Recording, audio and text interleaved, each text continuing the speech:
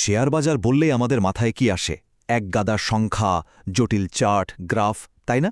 কিন্তু কেমন হয় যদি বলি এই পুরো খেলাটার পিছনের আসল চালক কোনো জটিল অ্যালগোরিদম নয়, বরং আমাদের নিজেদের মন? হ্যাঁ, আজ আমরা ঠিক এই বিষয়টা নিয়েই কথা বলবো। আর এই মনস্তত্ত্বটা বোঝার জন্য আমরা একদম টাইম ট্র্যাভেল করে ফিরে যাব ইতিহাসের সবচেয়ে বড় বাজার পতনের সময়, ১৯২৯ সালের সেই মহাপতনে। তো চলুন শুরু করা যাক একদম মূল প্রশ্নটা দিয়ে।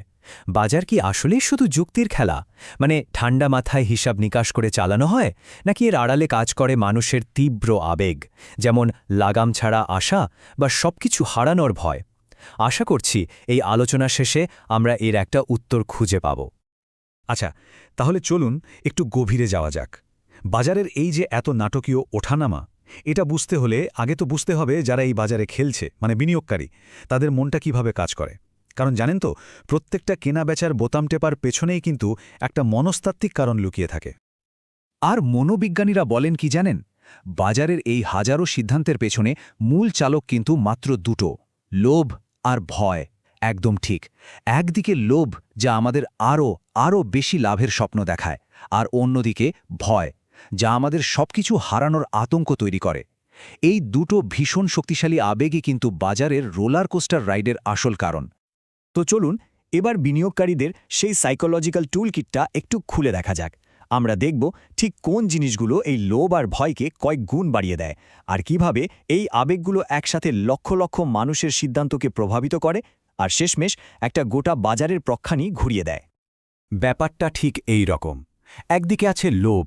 এটা থেকে জন্মায় একটা লাগাম ছাড়া আশা, মানে সবাই ভাবতে শুরু করে যে দাম তো শুধু বাড়বেই। আর এই বিশ্বাস থেকেই কিন্তু মানুষ আরও বেশি ঝুঁকি নিতে শুরু করে। আবার অন্যদিকে যেই না পরিস্থিতি একটু টলমল করতে শুরু করে, অমনি ভয় এসে সব দখল করে নেয়। লাভের আশা তখন হয়ে যায় লোকসানের আতঙ্ক। আর ঝুঁকি নেওয়ার সেই সাহসটা, ওটা তখন সম্পদ বাঁচানোর মরিয়া চেষ্টায় বদলে যায়। আর এখানেই চলে আসে খুব ইন্টারেস্টিং একটা কনসেপ্ট, হার্ড মেন্টালিটি, বা সোজা বাংলায় গোষ্ঠী মানসিকতা।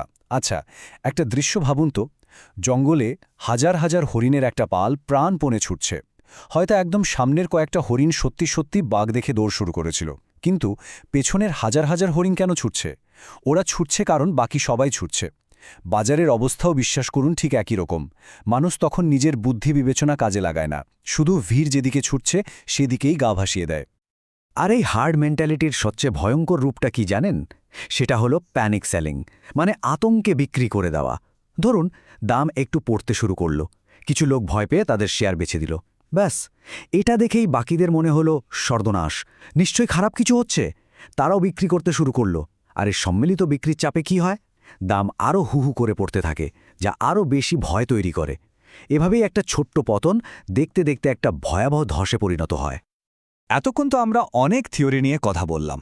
এবার সময় হয়েছে এই কনসেপ্টগুলোকে একটা বাস্তব উদাহরণ দিয়ে মেলানোর। আর এর জন্য ১৯২৯ সালের সেই বিখ্যাত শেয়ার বাজার পতনের চেয়ে ভালো কেস স্টাডি আর কি হতে পারে বলুন? চলুন একদম কাছ থেকে দেখি কিভাবে ওই লোভ, ভয় আর হার্ড মেন্টালিটি, এই তিনটে মিলে ইতিহাসের সবচেয়ে বড় অর্থনৈতিক বিপর্যয়টা তৈরি করেছিল।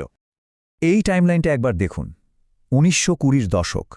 আমেরিকায় তখন যাকে বলে রোরিং টোয়েন্টিজ, এক কথায় সোনালি সময়। অর্থনীতি রকেটের গতিতে এগোচ্ছে, আর সাধারণ মানুষও সবাই মিলে শেয়ার বাজারে টাকা ঢালছে। ১৯২৯ সালের আগস্ট মাস নাগাদ বাজার পৌঁছে গেল তার সর্বোচ্চ শিখরে। কিন্তু এর পরেই এলো সেই সর্বনাশা অক্টোবর মাস। প্রথমে ২৪শে অক্টোবর, যেটাকে বলা হয় ব্ল্যাক থার্সডে, বাজারে প্রথম বড় একটা ধাক্কা লাগল। আর তার ঠিক ৫ দিন পর ২৯শে অক্টোবর, ব্ল্যাক টিউসডে, বাজারটা পুরোপুরি ধসে পড়ল। তবে এই পতনের আগেকার ছবিটা ছিল কিন্তু একদম অন্যরকম। চারিদিকে শুধু পজিটিভিটি আর আশা। সবার মুখে মুখে ফিরছে শেয়ার বাজার থেকে রাতারাতি বড়লোক হয়ে যাওয়ার গল্প। সাধারণ মানুষ, মানে যারা হয়তো অর্থনীতির আও বোঝে না, তারাও নিজেদের জীবনের সব সঞ্চয় ঢেলে দিচ্ছিল বাজারে। কারণ সবার মাথায় তখন একটাই বিশ্বাস গেঁথে গিয়েছিল, দাম তো শুধু বাড়বেই, কমার তো কোনো প্রশ্নই ওঠে না। তো এখানে কোন সাইকোলজিটা কাজ করছিল? একদম পরিষ্কার। প্রথমত ব্যাপক লোভ, দ্বিতীয়ত মারাত্মক ওভার কনফিডেন্স, এই বিশ্বাস যে বাজার আর কোনোদিন পড়বেই না। আর সবচেয়ে বড় যে চালিকা শক্তি, সেটা ছিল ওই হার্ড মেন্টালিটি, মানে আমার পাশের বাড়ির লোক, আমার বন্ধু, সবাই তো টাকা বানাচ্ছে, তাহলে আমি কেন পিছিয়ে থাকব? এই একটা চিন্তাই কিন্তু সেদিন সবাইকে যুক্তিহীন করে তুলেছিল। এবং তারপর হঠাৎ করে একদিন সেই স্বপ্নের বেলুনটা ফট করে ফেটে গেল। যে বাজারটাকে সবাই অজেয় ভাবছিল, সেটা মাত্র কয়েকটা দিনের ব্যবধানে তাসের ঘরের মতো ভেঙে পড়ল। মানুষের সারা জীবনের সঞ্চয়, তাদের সব স্বপ্ন এক মুহূর্তে হাওয়ায় মিলিয়ে গেল। যে আশাবাদ বাজারকে আকাশে তুলেছিল, ঠিক সেই আশাই ভয়ে বদলে গিয়ে তাকে পাতালে নামিয়ে আনল। সেই সময়কার একটা খবরের কাগজের রিপোর্ট ছিল এরকম: রাস্তাগুলো এমন মানুষে ভরে গেছে যারা তাদের সব কিছু হারিয়েছে। শুধু এই একটা লাইনে কিন্তু তখনকার ভয়াবহতাটা বোঝানোর জন্য যথেষ্ট। এটা তো শুধু কিছু সংখ্যার পতন ছিল না, এটা ছিল লক্ষ লক্ষ মানুষের জীবনের স্বপ্ন ভেঙে যাওয়ার গল্প। তাহলে পতনের সময় কোন সাইকোলজিটা কাজ করল? এবার লোভের জায়গাটা নিয়ে নিল চূড়ান্ত ভয়, আর সেই হার্ড মেন্টালিটি ওটা এবার উল্টো দিকে কাজ করতে শুরু করল। সবার মাথায় তখন একটাই চিন্তা, আরে সবাই তো বিক্রি করে দিচ্ছে, আমাকেও করতে হবে, না হলে তুমি পথে বসে যাব। আর এই ভয়ঙ্কর আতঙ্ক থেকেই শুরু হয়েছিল সেই বিধ্বংসী প্যানিক সেলিং, যা একটা পতনকে পুরোপুরি ধসে পরিণত করেছিল। তো ১৯২৯ সালের এই বিশাল ঘটনা থেকে আমরা আসলে কি শিখতে পারি? দেখুন, এটা কিন্তু শুধু ইতিহাসের একটা পাতা নয়, এটা মানব মনস্তত্ত্ব আর বাজারের ভেতরের সম্পর্কটা নিয়ে একটা চিরন্তন শিক্ষা। এখান থেকে মূল যে শিক্ষাগুলো আমরা নিতে পারি সেগুলো হলো: ১. বাজার কখনও পুরোপুরি যুক্তি দিয়ে চলে না, মানুষের আবেগ এখানে একটা অমচম বড় ফ্যাক্টর। ২. লোভ আর ভয়ের এই যে সাইকেল বা চক্র, এটা ইতিহাসে বারবার ফিরে এসেছে আর ভবিষ্যতেও আসবে। আর ৩ নম্বর, আর এটাই সবচেয়ে গুরুত্বপূর্ণ, টেকনোলজি বদলে গেছে, সময় বদলে গেছে, কিন্তু মানুষের সেই বেসিক সাইকোলজি যা লোভ আর ভয়ে চলে, সেটা আজও কিন্তু একই রকম আছে। আর এই শিক্ষাটাই আমাদের একেবারে আজকের দিনে নিয়ে আসে। একবার ভেবে দেখুন তো, প্রায় ১০০ বছর কেটে গেছে, টেকনোলজি আমূল বদলে গেছে, সবার হাতে হাতে স্মার্টফোন, এক ক্লিকে দুনিয়ার সব খবর আমাদের সামনে। কিন্তু মানুষের মনটা কি সত্যি বদলেছে?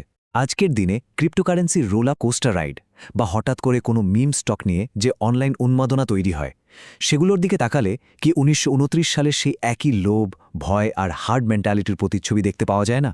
এই প্রশ্নটাই আপনাদের জন্য রেখে গেলাম।